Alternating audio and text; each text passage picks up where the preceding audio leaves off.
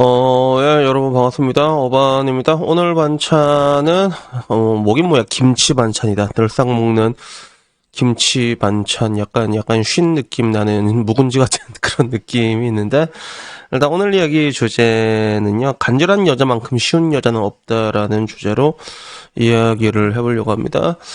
일단은 뭐 항상 이게 되게 유감스러운 부분이 그런 것 같아.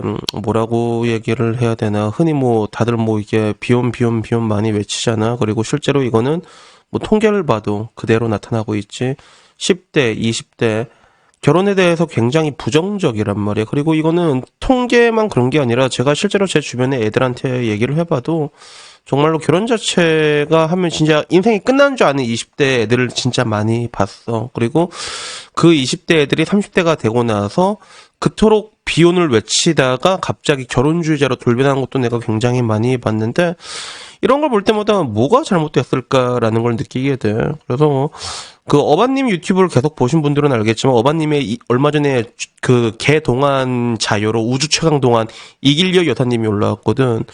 뭐 이제 동안이라고 하지만 그래도 이제 좀 있으면 이제 100살이 되시는 분인데 굉장히 자기 일을 열심히 하고 살아오셨단 말이야. 산부인과 의사로서 일을 되게 열심히 하고 살아왔고 나는 뭐 그런 길도 있다고 생각을 해.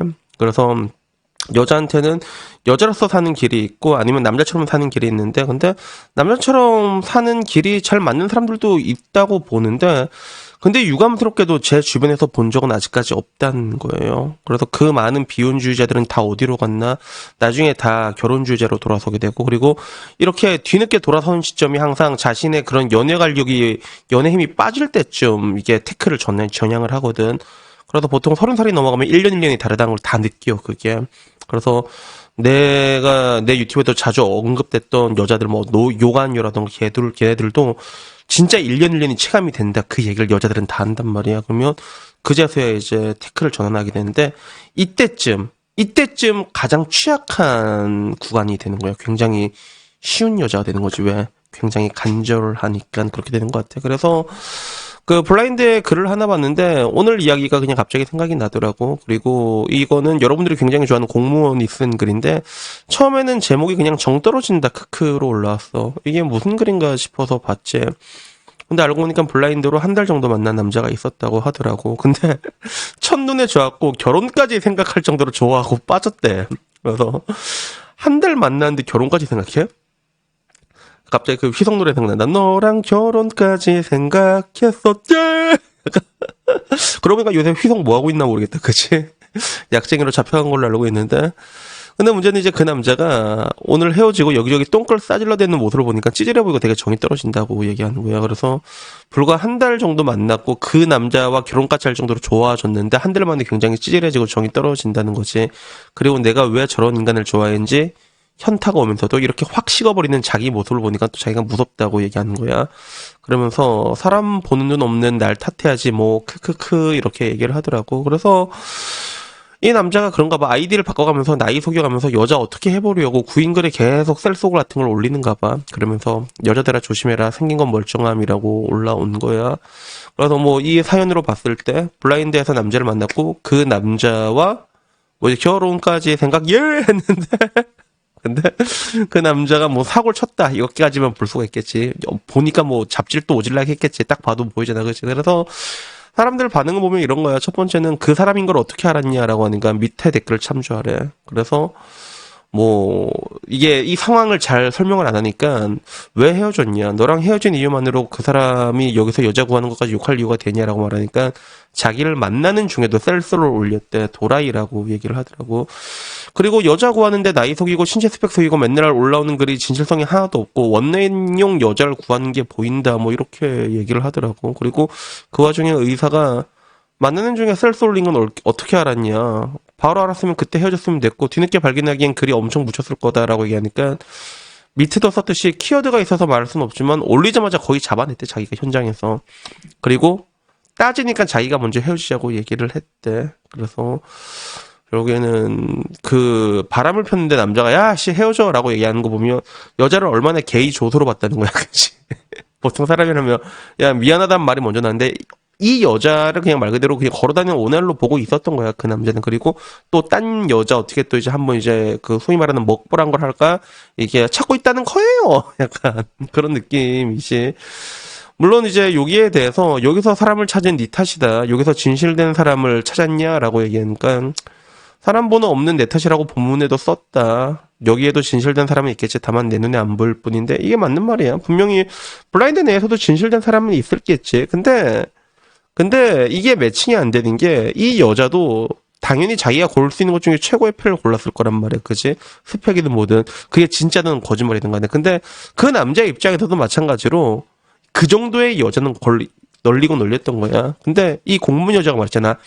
한 달 만에 한 달 동안 눈에 빠졌고 결혼까지 생각했다. 그러니까 한 달 만에 이 여자는 이 늦은 나이에 내가 잡을 수 있는 최고의 패라고 생각했던 게 거의 분명하거든, 그게. 근데 상대방 입장에서는 얼마나 또 하찮게 보였을 거야. 그러니까 이제 바람피는 걸리고 나서도 이제 여자 만난 동안에서도 계속 여자 구하고 헤어지자고 얘기를 하는 거지.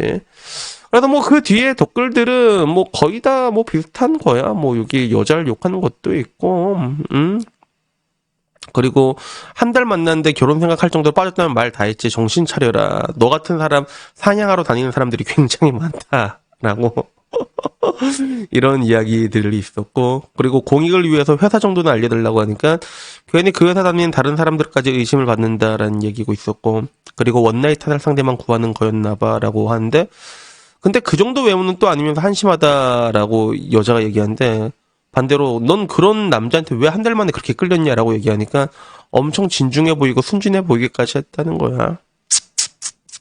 뭐 그렇지. 그래서 혹시 알파메일이냐 하니까 알파메일까지는 아니다라고 얘기하는데, 결국에는 이렇게 되는 거야, 이게. 쫓기게 되는 여자, 조급한 여자만큼 요리하기 쉬운 상태가 없지, 그게. 그래서 결국에 뭐 인터넷뿐만이 아니라 뉴스 같은 거 봐도 뭐 대도 않는 사기 당한 사람들 있잖아. 뭐 옛날에도 그런 거 있었잖아. 막 재용이 형이 막 검사 사칭해가지고 막 이재용이랑 막 카톡하는 거 보여주고, 그러면서 자기가 검사인데 재용이 형이 와서 삼성의 미래를 위해서 부탁한다 그러니까, 아, 형 이번에는 나도 힘들 것 같은데 막 이런. 그런 병신 같은 거에 당하잖아, 그게. 그거 당하면 거의 다 여자란 말이야, 그게. 그러니까, 그런 멍청한 걸 왜 당하지? 이런 병신 같은 걸 왜 당하지 않는데, 결국엔 그게 다 간절하기 때문에 당하는 거고. 그래서 난 이런 거 보면 되게 안타까운 게, 이게, 여자가 이런 것만 당하는 게 아니라 유부남한테도 오질나게 당합니다, 진짜. 유부남한테도 오질나게 당해, 실질적으로. 나이든 외로운 여자들은 유부남한테도 오질나게 당해. 그래서 내가 얼마 전에도 얘기했잖아. 지금 강남에서는 그렇게 돈 뜯어내는 게 유행이라고. 요새는 상간남 상간녀 소송 들어가잖아. 그러면 2천만 원 그냥 금방 나오거든. 그냥 나와, 2천만 원. 그러니까 외로운 여자들, 남자가 막 꼬시면서 있잖아. 그거 나중에 상간소송하고 그걸로 돈 뜯어낸단 말이에요. 그러니까 얼핏 내가 지나가다 들은 얘기로는 이근대이도 막 여자 꼬신다고 들었던 것 같은데 혹시 그거 아닌가? 약간 그런 느낌도 들고, 뭔가 이게 되게 안타까우면서도 좀 뭐라고 얘기해야 될까? 매력 없다고 느껴지는 거지. 내가 말한 것처럼 여자한테는 여자로 사는 인생이 있고 남자처럼 사는 인생인데, 사실상 나이가 어느 정도 차고 급하게 됐을 때는 사실상 내려놓는 게 맞거든. 그러면 남자로서의 인생에 주력해서 그냥 자기가 그렇게 될 거 이미 알았을 거 아니에요. 그러면 그 길로 묵묵하게 걸어가면 되는 건데, 근데 결국엔 그쪽 길로도 가지 못하고 이쪽 길로도 가지 못하고 그러다가 보면 이제 휘둘리고 외로워지고 전전긍긍하게 되고, 그러니까 그 많은 비혼주의자들은 다 도대체 어딜 갔는가라는 것들을 보게 됐을 때 결국엔 다 이런데 블라인드 와가지고 또 어떻게든 또 이제 어떻게든 남자 그래도 여기서 보면 대기업들 만날 수 있으니까, 그지? 결정사에서 막 300씩 태우긴 아깝고 만나려고 하는데, 근데 그 중에서 여러분들이 고르는 애들은 누구냐는 거야. 결국에는 또 똑같이 이제 보더라도 그 앞에 뭐 삼성이 달려있냐, 하이닉스가 달려있냐, 아니면 의사나 변호사, 여러분들도 그것부터 보고 있잖아. 그러면 남자라고 그걸 또 안 이용하겠냐는 거지. 그래서 이런 거 보면 좀 뭔가 많이 좀 짠하다. 그냥 짠하다. 짠한데. 근데 여러 가지 복합적인 감정이 듭니다.